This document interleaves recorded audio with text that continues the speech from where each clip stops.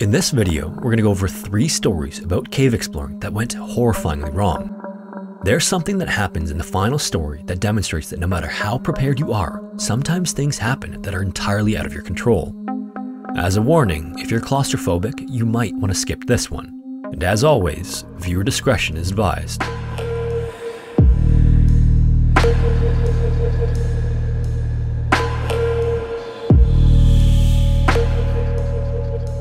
Before we get into today's video, I want to introduce you to today's sponsor, Endel.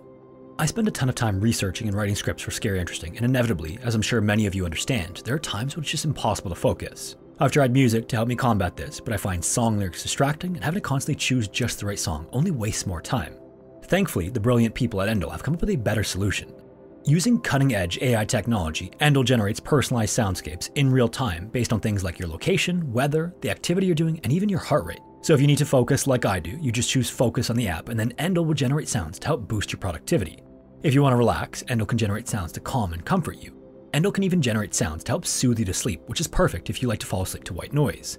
And these are all completely seamless, meaning you won't have to waste time switching songs. They can also all be changed or adapted for whatever mood you're in and whatever platform you're on. In fact, the soundscape you're hearing right now is one that Endel generated just for me. So if you feel like Endel would be perfect for you, click the link in the description or scan the QR code on screen now, because the first 100 people to download Endel will get a free week of audio experiences like the one you're hearing now, but completely customized just for you. If you ever take a trip to Indiana's Spring Mill State Park, you'll find an overground path between the entrance to 2 beautiful caves known as Bronson Cave and Donaldson Cave. If you follow the half-mile trail above ground to get from one to the other, you might not realize it, but the two are actually connected underground by a 2-mile stretch of cracks and openings. This underground connection is popular among cavers because it's fairly easily accessible from the park's entrance. However, not anyone can just walk through it. These days, you have to get explicit permission to enter it, which is only granted if you've completed several safety certifications and you have all the necessary equipment. Park staff will even stop you and ban you if you don't follow these rules. And there are 2 reasons why they're so big on safety. First is the water. The cave system is always filled with cold water that you have to wade through and sometimes even swim through. That water also creates a lot of white noise, which can be disorienting. The second reason is that back in 1985, access to the caves wasn't as strictly controlled, and this led to some terrifying incidents. At around 10 a.m. on Monday, July 1st, 1985, Mike and Roman set off from the nearby parking lot to the mouth of Bronson Cave. The 2 of them had walked through the cave system a few times before, and it was a relatively straightforward route compared to some of the other caves they'd explored. The water had also only been little more than knee-deep whenever they'd been there. That day, Mike was wearing shorts and a t-shirt, and Roman was only wearing a bathing suit. Other than that, all they had with them was a single flashlight each so they could see in the dark. Even in 1985 though, signs recommended you don't go into the cave without a guide, but Mike and Roman didn't think they needed one because they'd been there before. At first, it didn't seem too different from the times they'd been there before, but they did notice a waterfall over the cave entrance. They'd never seen that before and joked about not going in because it had been raining overnight, but they figured the water would only be a little deeper or they'd just have to swim a little bit, which wasn't a big deal to them. What they didn't know was that just half an hour after they entered the caves, a heavy downpour began. And this was so intense that a boat trip through the nearby twin caves had to be cancelled due to flash flooding. After about 90 minutes, Mike and Roman were about halfway in. That's when they encountered the first set of rapids. These were only waist deep, but already very powerful. Eventually, they even got to a section where there were no dry spots and they had to actually hop in the water if they wanted to continue. It also seemed like the water was getting more powerful by the second. They realized that getting in the water was a bad idea, so instead they found a ledge to sit on to wait for the water to recede. Then, to Mike's horror, Roman went to readjust and slipped right off the ledge and was immediately pulled under the water. Roman was then swept through the current and reached out desperately for anything to grab onto. Luckily, he happened to go by an outcropping and managed to grab a hold of it to keep himself from being pulled any further. Then he started calling out to Mike to let him know he was okay, but because of how loud the water was, Mike could only hear that he was shouting, not what he was saying. Mike didn't know what condition he was in and figured he probably needed help. So after about 30 minutes of listening to Roman call out, Mike worked up the courage to hop into the water to try to get to them. This was a terrible idea. As soon as he slipped into the water, he was immediately sucked under the surface by the force of the current and slammed against the rocks along the cave walls. Roman then watched as Mike shot past him and then out of view somewhere deeper in the cave. Afterward, the cave just kept filling with water. All Roman could do was hang on for dear life and hope that the water would stop before there was no space for air. But it kept on coming up, inch by inch, and soon the water was getting close to the roof of the cave. Thankfully, once it was high enough, Roman was able to climb up to a little ledge that had barely enough room for him to balance on. All he could do at that point was wait and hope the water would leave as quickly as it came, while also wondering if Mike had somehow survived being swept away by the water. He also had to hope that it receded fast enough or they found him quickly enough, because the cold water was rapidly chilling him to the point that he was already shivering. Sometime earlier, Mike had been pushed through the caves by the water and slammed into boulder after boulder, and at about midday he was ejected through the entrance to Donaldson Cave, 300 feet from where the water had picked him up. He managed to reach out and grab one of the wooden handrails near the entrance and use it to pull himself out of the water. Then he crawled 400 yards up the steep bank between the cave entrance and the parking lot. About an hour later, a park employee came across him exhausted and covered in blood. An ambulance eventually took Mike to a hospital and he spent 2 nights recovering.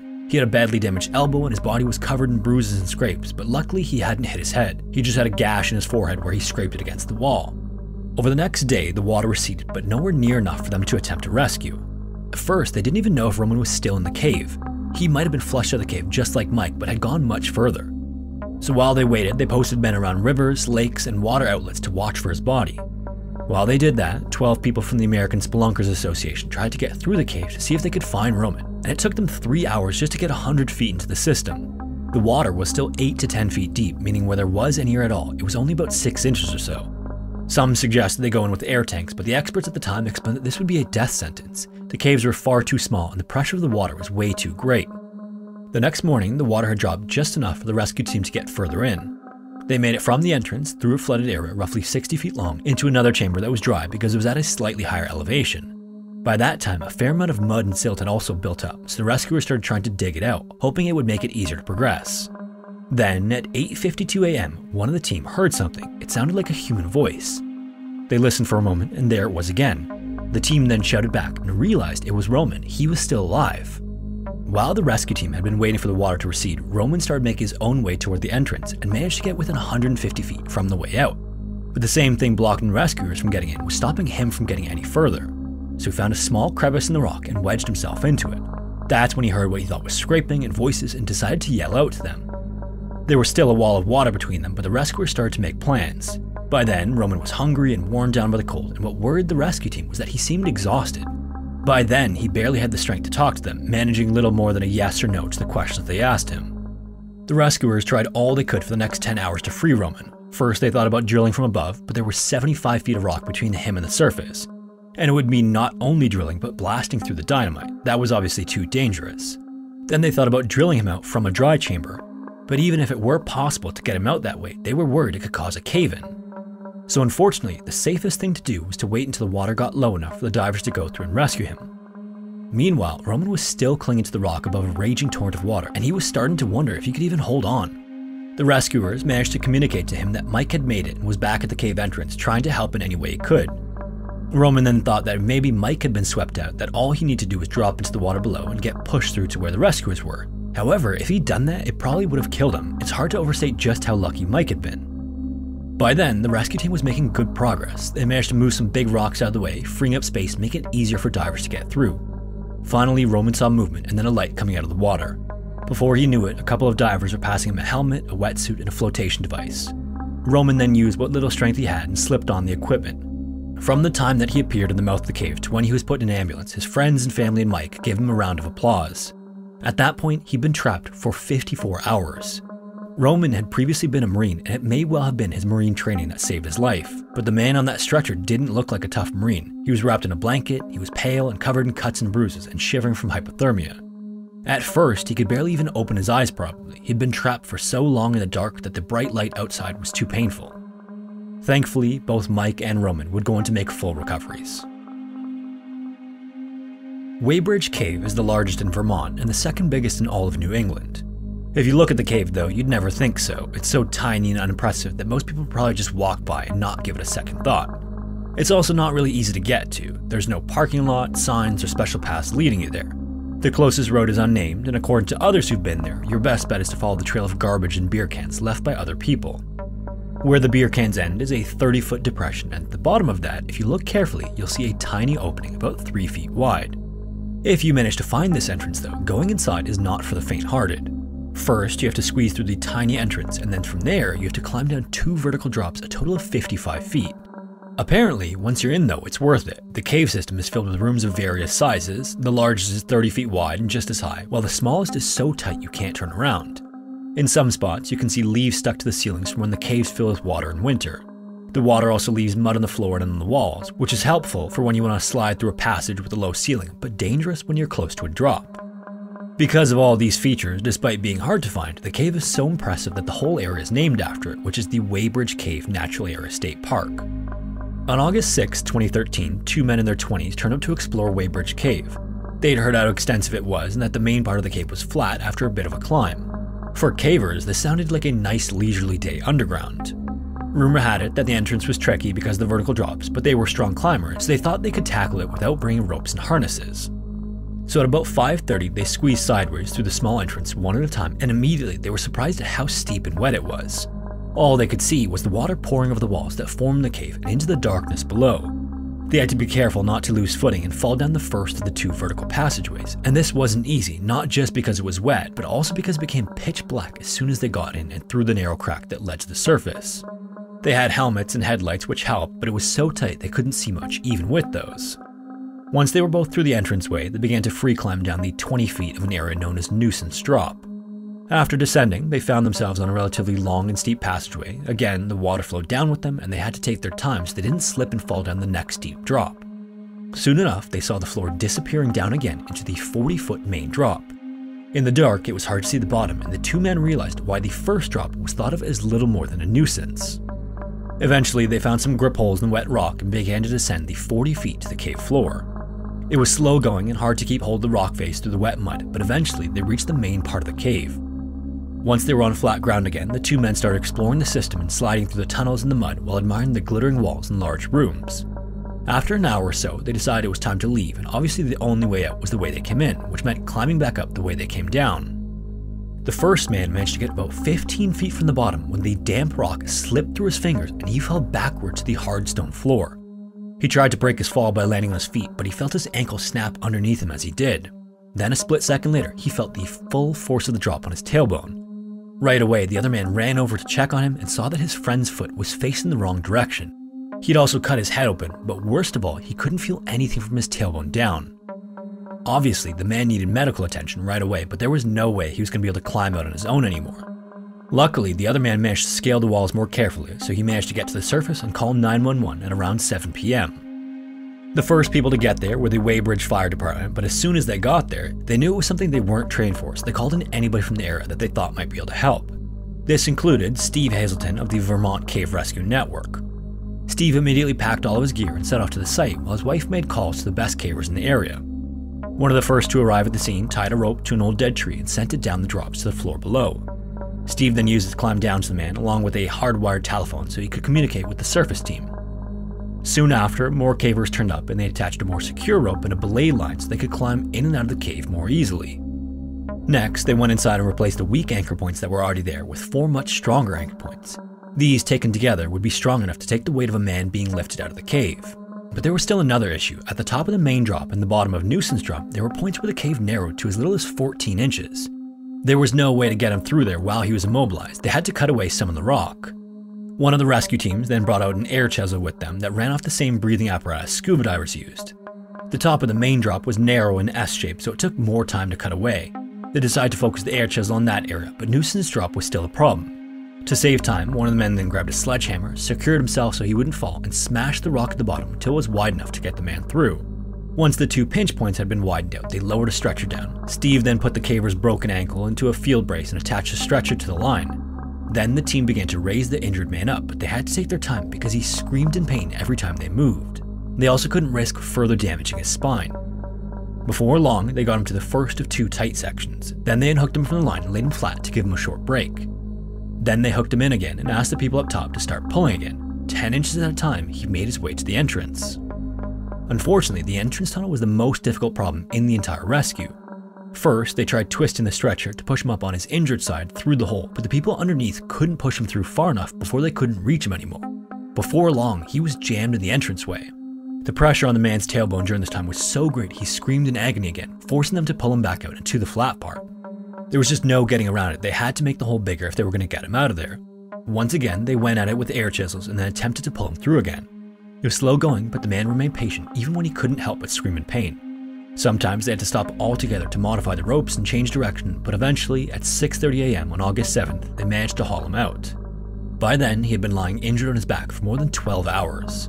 An ambulance worker assessed him, moved him onto a specialist stretcher designed for people with back injuries, and then placed him in the back of a pickup truck to drive him to a waiting ambulance. Unfortunately, eventually it was determined that the man had a spinal fracture. We don't know much more about him because he remained anonymous, but the local rescue service often used this story as a warning not to go into caves unless you know what you're doing, and certainly not without ropes and harnesses. It's not clear if the caver lost his ability to walk, so hopefully they left that detail out because he fully recovered. Unfortunately though, not every rescue is so lucky. Tank Cave is a vast underwater labyrinth of submerged tunnels and passageways between Mount Gambier and Millicent in Victoria, Australia. To get to it, you need to travel to a small town called Tananoola, where you'll find a small field owned by the Cave Divers Association of Australia. In the past, the small opening in the ground was covered by a water tank, but now you'll find a metal trapdoor covered in dirt and rust. If you give the Cave Divers Association a call and provide your certifications to them, they'll unlock it for you and let you drop into the cave using a long ladder. At the bottom of this ladder is a beautiful underground waterhole, but that's just the beginning. If you swim into that pond, you'll find the entrance to a cave system with over 4 miles of passages discovered so far. These then branch out like a spider's web in all directions. It's obviously easy to get lost in this network of tunnels, so before you're allowed to dive there, you have to go through a course familiarizing yourself with all the main passageways. Most of these have fixed gold ropes to help new divers find their way back, but it's still a challenging dive, even if you stick to the mapped out routes. Then, once you're familiar with those main tunnels, you can head off through some of these smaller, sometimes never explored passageways. But crucially, you always have to be extremely careful. Even if you know what you're doing, it can still be deadly. Agnes Maloka was one of those cavers who knew exactly what she was doing. Apparently, she said she even dreamed about caves, that's how obsessed she was with the sport. Agnes was born in Poland, but her family moved to Australia when she was young. After school, she wanted to get 3 separate degrees, one in maritime archaeology, one in business marketing, and another in history and Australian studies. While she was in college, she was always a member of the underwater clubs at every school she attended. She was even president of the Melbourne University Underwater Club from 2003 to 2005. One year, while on a trip with this club to Pickaninny Ponds for some diving, she spotted a hole at the bottom and wanted to know where it led. This is what sparked her interest in cave diving. Later in 2007, she moved to Florida for an internship, and while she was there, she spent lots of time exploring shipwrecks off the coast. Then, after returning to Australia, she was employed to explore Elk River Cave System. During this time, she set a record for the longest dive by an Australian woman. Because of this, and because of her education, she started to make a name for herself in the cave diving community. Soon, she went to work with some of the biggest publications in the space, and was even hired to work as a stunt double and diving instructor on several movies.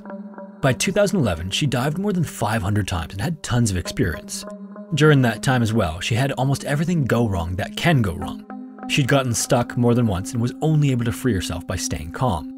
Her exact words were, "If you panic, you die," but to Agnes, the risk was worth it. The rush and the thrill of exploration were just too much not to do it. Thankfully, she was also obsessed with her safety, following the old diver saying, "If you need it, take 2 every time she went on a dive." Over the years, there was one place Agnes loved to dive more than anywhere else. It was a place back home in Victoria known as Tank Cave. She first dived Tank Cave in 2010, helping to set new lines and further map out the system. On one particular dive, she and her diving buddy found a passageway heading away from the main tunnels, so they swam back to check it out. Agnes could see that the tunnel was small, but it still went somewhere, and obviously she wanted to find out where. Her diving buddy was a bit too big to get through the small opening, so she signaled she was going to go ahead quickly and see where it led. This wasn't uncommon because she was frequently small enough to squeeze through passages other divers couldn't. After signaling to him, she pulled off her tanks and squeezed through the small opening in the wall. There were a few more sections like it after that first one, and it was also hard to see in this new passage. The roof was soft, so whenever Agnes breathed, the air bubbles would dislodge chunks of rock and silt would rain down on her and cloud the water. Still, she continued on, moving slowly and carefully. About 1,000 feet into this new passageway, it eventually opened up to a much larger chamber. At about that time, Agnes decided she had gone far enough and returned to meet her buddy at the small entranceway, excited to tell him what she'd found. This newly discovered chamber could have miles more passages to explore. On February 27, 2011, Agnes went back into Tank Cave with one of her main goals being to explore some of those unmapped tunnels. She and her buddy diver then dropped into the main pool and made their way up one of the main passageways, and like before, she noticed a tiny opening just 2,000 feet into the system. She wanted to see where it went, so she removed her gas tank, waved at her friend, and disappeared to the tight space.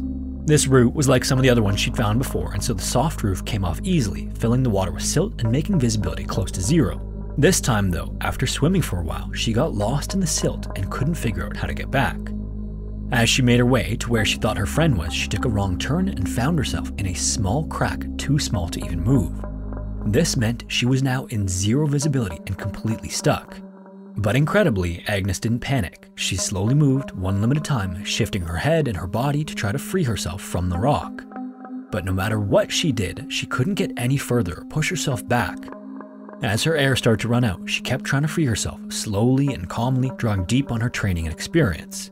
Every time she stopped moving, all she could hear was her own breathing. Finally and miraculously, she managed to wiggle around just enough to free herself and then started backtracking to where she thought the exit was. Then she reached another tight spot at 1,800 feet from the cave entrance, but by then it was too late. She took in her last breath and then passed out. Her gas had run out just before she managed to find her way back. Her diving buddy waited, eventually getting worried as time went on, but eventually he knew he had to get out because he was also low on gas. And if he was, it meant so was she. He then contacted authorities and a search was officially started. It didn't take long before a good friend of hers spotted her body submerged at a depth of 65 feet. They then spent the next week trying to figure out the best way to get her body out of the cave. At first, they thought about drilling down to rescue her, but the divers managed to persuade the rescue teams that they could get her out by filming themselves dive into where she was. This would ensure they knew the exact route and no one would get lost like she had. So finally, over the next 2 days, they slowly inched Agnes's body through the system and up to the surface. Later that year, a 40-year-old man from Melbourne ran out of air not far from the entrance to the cave. Like Agnes, he'd been in Tank Cave many times before and knew the dangers. Like her as well, he had nearly a decade of experience in the highest possible diving certification. Maybe the saddest part of all is that as many as 800 people visit Tank Cave every year, but only 2 people have died there so far, Agnes and the other man. They just happened to die in the same year. If you made it this far, I just want to thank you for watching. We now have a scary, interesting podcast with brand new stories just like these, wherever you listen to podcasts. If you have a story suggestion, feel free to email it to me or let me know down in the comments. And a huge shout out to Endo for sponsoring this video. Make sure to check them out using the link in the description.